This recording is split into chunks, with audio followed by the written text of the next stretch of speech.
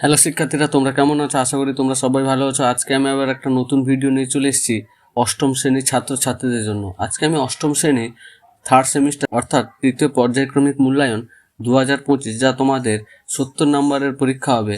সময় থাকবে 2 ঘন্টা 30 মিনিট। এই নমুনা প্রশ্নপত্রটি তোমরা ভালো করে প্র্যাকটিস করে নিলে আমাদের ফাইনাল পরীক্ষার সময় সমস্যায় বেশি পড়তে হবে না। আমি পুরো কোশ্চেন প্যাটার্ন সহ সাজেশন মাফিক, যা পরীক্ষায় আসার সম্ভাবনা 100%, সেই রকম টাইপ আমি তোমাদের নমুনা প্রশ্নপত্র নিয়ে আলোচনা করবো এই ভিডিওটি। তো ভিডিওটি কেউ স্কিপ করবে না, শেষ অবধি দেখবে। 1 নম্বরের প্রশ্নাবলীর মধ্যে তোমাদের MCQ, শূন্যস্থান পূরণ ও এক কথায় উত্তর থাকবে মোট 20টি, 1 নম্বর করে 20 নম্বরে। তো 1 নম্বর হচ্ছে, সিপাহী বিদ্রোহের সময় ভারতের গভর্নর জেনারেল কে ছিলেন? বন্দে মাতরম সঙ্গীতটি কোন উপন্যাসে রয়েছে? হিন্দু মেলা প্রতিষ্ঠা কে করেন? আধুনিক ভারতের জনক কাকে বলা হয়? স্বদেশী কথার অর্থ কী? ভারতের জাতীয় কংগ্রেস কত খ্রিস্টাব্দে প্রতিষ্ঠিত হয়েছিল? দ্য ইন্ডিয়ান স্ট্রাগল গ্রন্থটির রচয়িতাকে? জালিয়ানওয়ালাবাগের হত্যাকাণ্ড কত খ্রিস্টাব্দে হয়েছিল? স্বাধীনতা আমার জন্মগত অধিকার, এটি কে বলেছিলেন? তো তোমাদের ভিডিওটি কেমন লাগছে অবশ্যই কমেন্ট করবে, আর ভিডিওটি তোমরা বন্ধু বান্ধবের সঙ্গে বেশি বেশি করে শেয়ার করে দেবে। এরপরে প্রশ্ন আছে, বাংলার প্রথম গভর্নর জেনারেল কে ছিলেন? দীনবন্ধু নামে কে পরিচিত ছিলেন? বঙ্গভঙ্গ কত খ্রিস্টাব্দে হয়েছিল? কত খ্রিস্টাব্দে ভারত স্বাধীন হয়? ভারতের সংবিধান কার্যকর হয় কবে? ভারতীয় সংবিধানের প্রধান স্থপতি কাকে বলা হয়? ভাষার ভিত্তিতে গঠিত ভারতের প্রথম রাজ্য কোনটি? 1942 খ্রিস্টাব্দের আন্দোলন কি নামে পরিচিত? এরপরে যে প্রশ্ন আছে, কে আজাদ হিন্দ ফৌজ গঠন করেছিলেন? ভারতের লৌহ মানব নামে কে পরিচিত? ডান্ডি অভিযান কোন আন্দোলনের সঙ্গে যুক্ত? এই প্রশ্নগুলো তোমরা যদি ভালো করে দেখে নাও, এগুলো খুবই গুরুত্বপূর্ণ প্রশ্ন। সেভাবে তোমাদের নোটস তৈরি করে প্রশ্নপত্র নমুনা একটা তৈরি করা হয়েছে। তো তোমরা এই প্রশ্নগুলো ভালো করে প্র্যাকটিস করে রাখবে।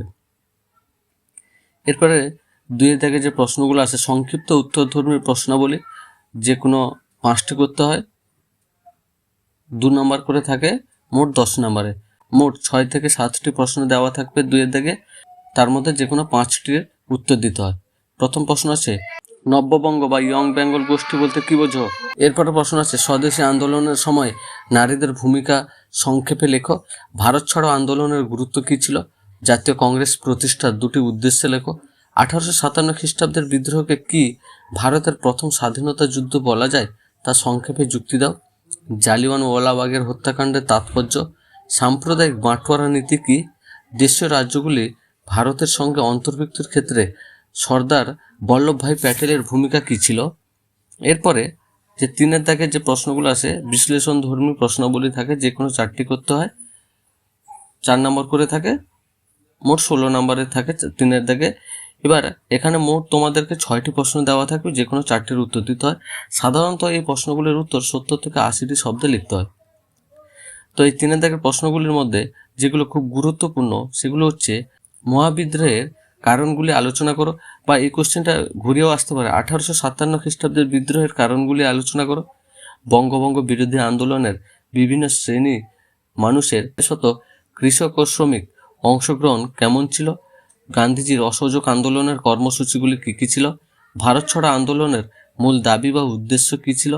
সংবিধান প্রণয়নের ক্ষেত্রে ডক্টর B.R. আম্বেদকরের ভূমিকা বিশ্লেষণ করো। ভারতীয় সমাজ সংস্কারে রাজা রামমোহন রায়ের অবদান আলোচনা করো। শিক্ষা বিস্তারে প্রাচ্যবাদী ও পাশ্চাত্যবাদী বিতর্ক কী ছিল? দেশ ভাগের পর ভারতে উদ্বাস্তু সমস্যা কেন দেখা দিয়েছিল? এগুলো খুবই গুরুত্বপূর্ণ প্রশ্ন, তোমরা ভালো করে প্র্যাকটিস করে রাখবে।